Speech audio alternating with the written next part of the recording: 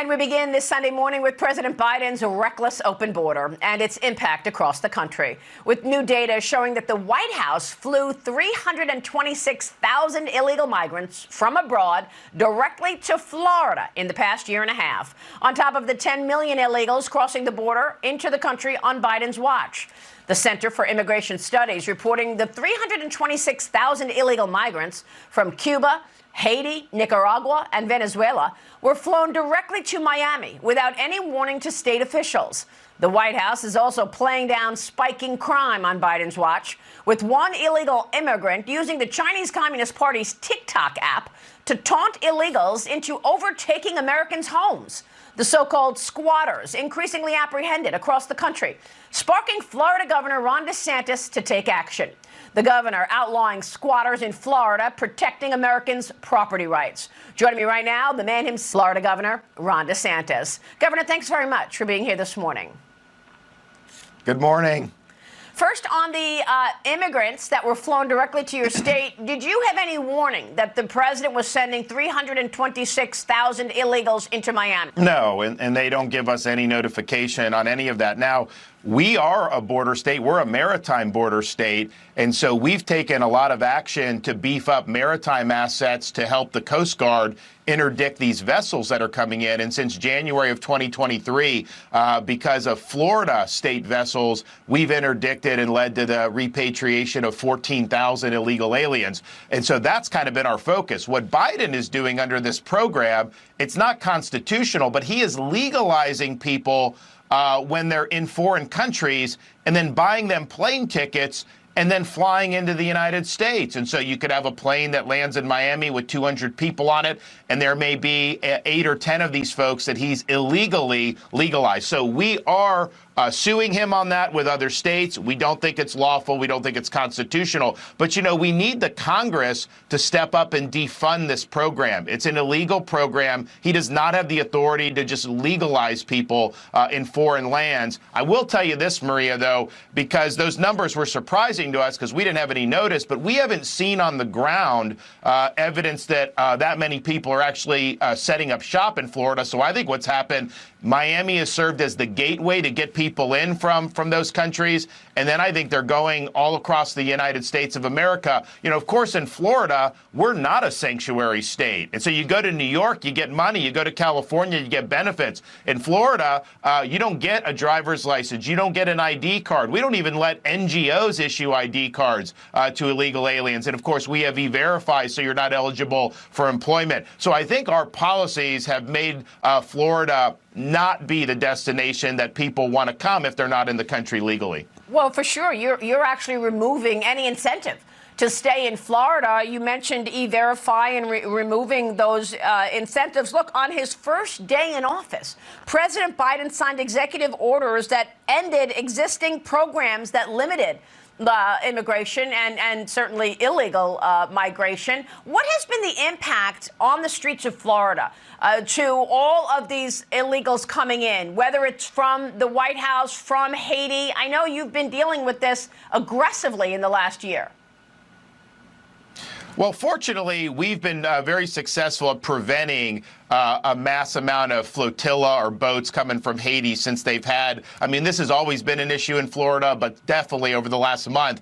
So we have not seen that. And I think it's because we've deterred it, because anywhere there's a gap with Coast Guard assets, we're filling it. So I think that that's been successful. But overall, since he became president, he initiated what's happened. So we've had examples of people that had been deported multiple times, came in under Biden's open border, find their way to Florida, and then commit criminal offenses. For example, we had a sheriff's deputy in the Tampa Bay area that was killed a couple years ago by an illegal, recklessly driving a truck. And so we see these examples. And here's the thing. We're a law and order state. We work very hard to crack down on crime of all types. But when you have illegal aliens committing crimes, the victims, the family's victims, they look and they say, if the government had just enforced the law, we know this crime would not have happened. happened. If Biden had just closed the border, or at least not done what he's done, the chances of this happening would have been very zero. So I say every state is a border state under Joe Biden. It is not just Texas and Arizona. And in fact, people who were U.S. residents a year ago, about 650. Speaker Johnson really wanted to secure the border like he promised all of us he would, and promised the American people that he would have told Chuck Schumer, we will not pass any government funding bills until our border and funding bills have the H.R. 2 in it or the Laken-Riley Act, or at least some measures within it. He completely failed in that. Congresswoman Marjorie Taylor Greene on this program 2 weeks ago as Congress was leaving for Easter break. Now, Congress returns this week with the House holding on to a majority and the Democrats in control of the Senate, as Americans are unhappy with the Biden agenda. Last week's Fox News poll shows 61% of voters and citizens are disappointed with Biden's handling of the economy. President Donald Trump is favored by 15 points on who would do a better job on the economy. And while the administration was celebrating what appeared to be a blockbuster jobs report on Friday, showing 303,000 jobs created in the month of March and the unemployment rate down to 3.8%, the bad news in this report is that most of the jobs over the last year have gone to illegal or foreign-born workers. Here's former Council of Economic Advisors head Kevin Hassett with me this weekend on Fox Business. Watch. Over the last year, that table reports that there were 615,000 jobs created only. And of those 615,000, 1.3 million were people who almost surely are illegal aliens. They're aliens for sure. And in fact, people who were U.S. residents a year ago, about 650,000 of them have lost their jobs this year. And so what's going on is that there's an employment boom that's coming from these people who are streaming across the border. Just exclusive is Ohio Senator J.D. Vance. Senator, it's great to see you this morning. Thanks for your reaction to the jobs report on Friday. Well, I think, unfortunately, Kevin Hassett is exactly right. If you look not just over the last year, Maria, but over the last 3 or 4 years, much of the job growth from the Biden administration has gone to the foreign-born. Many of those, of course, are illegal aliens. If you contrast that with the Trump economy, Maria, which was about productivity enhancements, higher wages for American workers, more manufacturing, and ultimately better, good-paying jobs for American workers, with the Biden economy, where so much of the economic growth has gone to the foreign-born, has gone to illegal immigrants, while American workers struggle to feed their families and struggle to buy homes, struggle to actually live the American dream. It's a really, really sad state of affairs. And while the President Biden wants to flag wave about how well the economy is doing, I've been home for the last 2 weeks, Maria. People just don't buy it. People recognize that it's getting harder to live your dreams under the Biden economy, and it's unfortunately because a lot of that net job growth has gone to the foreign-born. What a disgraceful commentary for the president to be bragging about an economy that's benefiting illegal immigrants more than American citizens. That is just astounding, Senator. And all day Friday, we heard all this celebrating about this jobs number. You've been home for 2 weeks talking with constituents. Tell me what's most important to the people you've spoken with in Ohio. The two things I hear most about is that it's still really, really hard to afford a good life in this country, Maria. From car payments, home payments, a lot of the major indexes of inflation undercount the ways in which people are struggling day to day. Larry Summers, the Obama administration economist, has talked a lot about this, that if you actually look at what most people are spending their wages on, prices are not coming down. Inflation is still a very serious problem for American workers. On the other hand, of course, you have a crime, public safety, and illegal immigration problem that's making people feel less safe in their own communities. So on the one hand, they can't afford to get by in this economy and with this administration. On the other hand, they don't feel safe in their own communities. We just had 15 miles from where I grew up, Maria, here in southwestern Ohio. We had an illegal immigrant who was arrested, who murdered somebody in Hamilton, Ohio. So when people say, Hamilton, Ohio has about 60,000 people, by the way. When people say that Ohio is not a border state, we're certainly dealing with the problems caused by Joe Biden's open border. This has got to stop. And unless you stop it, I don't think you're going to give people any sense of real safety in their communities. Senator, you just relayed one of the horrible stories that we hear over and over again as a result of the unknown attached to the wide open border. You've been to the border plenty of times. Why is it that the Republicans cannot really move the needle on securing the border? You're coming back to work next week, this upcoming week, after your Easter recess, and it sounds like the priority is money to Ukraine. There's a $95 billion foreign military aid package. Maybe it comes to the floor, not this week, but next week. Regardless, when can you secure the border and how?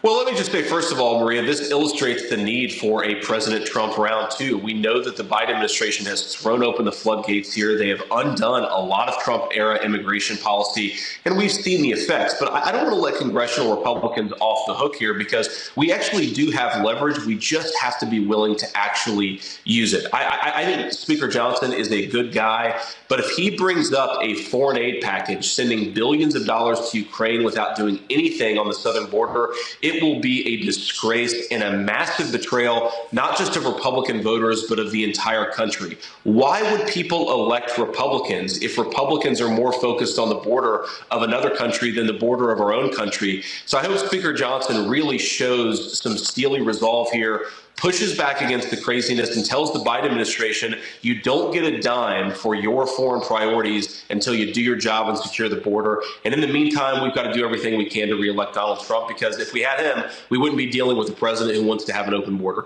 So can you affect change in the Senate? Because you just heard Marjorie Taylor Greene talking about exactly what you just said. Mike Johnson, a good guy, but really need him to be more serious and more aggressive in terms of securing the border. What can be done in the Senate, and who do you want to see in terms of the McConnell come November? Well, we'll see who actually runs, Maria. What I want is somebody, first of all, who can work with a future Republican president. That's very important. But you also need somebody, I think, who is willing to use the leverage that we have. And it's very simple. The way the framers set this up, Maria, is Congress has the power of the purse. We cannot force Joe Biden to do anything. We can't order the military around. That power vests with the Article 2 President of the United States. What we have is the ability to say, you don't get money for your priorities unless you do what the American people need you to do. And unfortunately, whether it's Mitch McConnell or unfortunately too many House Republicans, there's been an unwillingness from our leadership to use that leverage. If we put our foot down, Maria, if we said to Joe Biden, you don't get another dime for your priorities until you secure the border, he would do it because he would have to. Unfortunately, you have way too many Republicans who want to accommodate the president's policies instead of actually push him to fight for the American people. By the way, increasingly I'm hearing the issue about the census. Is a wide open border helping Democrats get more congressional seats? This is a huge issue, Maria, and something we need to talk about more. So Ohio, in the last apportionment, lost a congressional seat. California has between 3 and 5 congressional seats that it shouldn't have. Why? Because the census counts illegal aliens when it hands out congressional representatives. So when you import millions of people into this country illegally, you're actually destroying the American people's power and their own democracy. You're taking away congressional representation from American citizens and giving it to illegal aliens. My colleague, Senator Haggerty, a great guy from Tennessee, actually had an amendment to try to force a change on this issue just before we broke for the Easter recess. Every single Democrat voted against it. So there are things that we can do. We just have to fight for the American people. So, in other words, they want it that way, your colleagues. They have no problem with the fact that the wide open border, even if it has these national security threats, they're okay with it because it's giving them more congressional seats. That's exactly right, Maria. This is the secret to why Democrats love an open border. We see it in rising fentanyl rates. We see it in rising crime rates. We're dealing, of course, with the consequences of it. But Democrats see an opportunity to massively transform who votes in American elections and who gets congressional representation. They are using it to subvert American democracy by changing out the people who currently live in this country with other people. It's a disgraceful attack on American sovereignty. It's unfortunately what the Democratic Party is committed to. It's the most important issue confronting our country, because if American citizens don't control who represents us and who actually makes the laws for us, then we've been effectively we've ended our national sovereignty as a people and as a country. It's one of the reasons why the Democrats' open border is such a disgraceful assault on American sovereignty. Unbelievable. Senator, it's great to have you this morning. Very important conversation, and we appreciate your time. Thanks, Maria. See ya. Okay, Ohio Senator J.D. Vance joining us up next, fresh off of a $50 million night for the Trump campaign and the Republican National Committee. RNC